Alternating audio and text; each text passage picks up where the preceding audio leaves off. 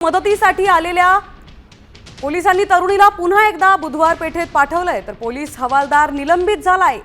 याच प्रकरणातली एक मोठी बातमी समोर येते। तरुणीचा पोलीस चौकशीतच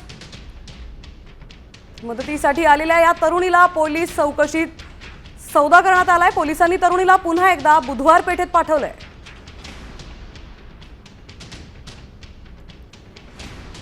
सागर, याच संदर्भातली एक महत्त्वाची अपडेट आपल्या समोर आलेला आहे की मदतीसाठी आलेल्या तरुणीचा पोलीस चौकशीत सौदा करण्यात आलाय। तर पोलिसांनी तरुणीला पुन्हा बुधवार पेठेत पाठवलंय। काय अधिकची माहिती आहे?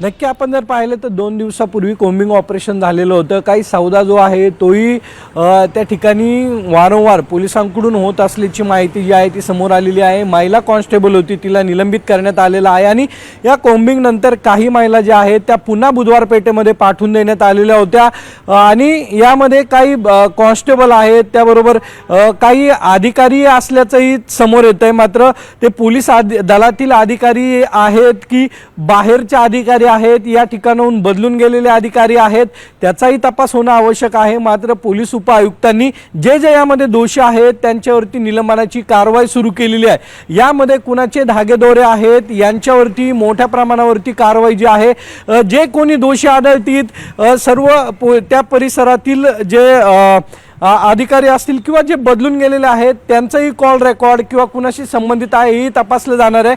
मात्र ज्या काही महिलांनी माहिती दिलेली आहे त्यांची चौकशी पोलीस उपायुक्तांकडून केली जाणार आहे। आपण जर पाहिलं तर यामध्ये पोलिसांचा हात हा मोठ्या प्रमाणावर असल्याचं समजलं जातंय, कारण की यामध्ये काही कॉन्स्टेबल आहेत, काही लेडीज कॉन्स्टेबल आहेत, याही या धंद्यामध्ये सहभागी होत्या। त्यांच्याकडूनही काही रसद जी आहे, यांना व्यवसाय करण्यासाठी काही रसद जी आहे ती पुरवली जात होती, त्यांना पाठबळ दिलं जात होतं आणि येणाऱ्या नवीन मुलीची नोंद ही पोलीस स्टेशनमध्ये आणि त्यानंतर त्यांचा सौदा केला जात होता। कारण की परिसरातील हद्द असल्याने स्थानिक पोलिसांना त्याबाबत सर्व माहिती असायचं, कोण कुठून येतंय आणि जर कोणी एखाद्या सामाजिक संस्था असतील आणि त्यांनी सांगितलं की एखाद्या मुलीवरती अन्याय अत्याचार झालेला आहे, त्या मुली त्या आहेत, तोपर्यंत त्यांना टीप लागायची आणि त्या मुली त्या ठिकाणाहून गायब केल्या जायच्या। असे धक्कादायक प्रकार यापूर्वी साम टीव्हीने दाखवलेले होते आणि त्यानंतर या महिला ज्या आहेत त्या सापडलेल्या नाहीत। सामाजिक संघटना यापूर्वी वारंवार या अशा पद्धतीचे आरोप जे आहेत ते बुधवार पेठेतील पोलीस चौकी असेल किंवा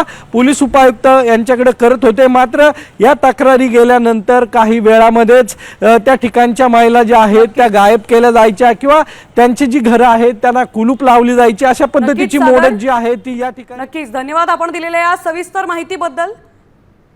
त्यामुळे पुण्यात अशा प्रकारच्या घटना आता घडताना दिसतात, तर या संदर्भातच एक पोलीस हवालदार निलंबितही झालाय।